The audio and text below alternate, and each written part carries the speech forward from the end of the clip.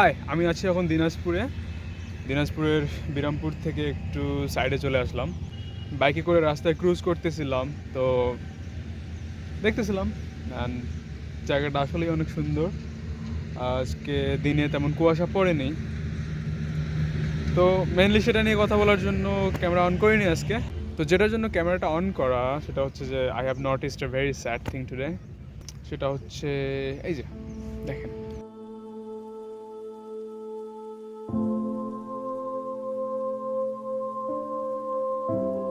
এখানে পুরো জঙ্গলটা কেটে সাফ করা হচ্ছে। I don't know why, but doesn't look pretty.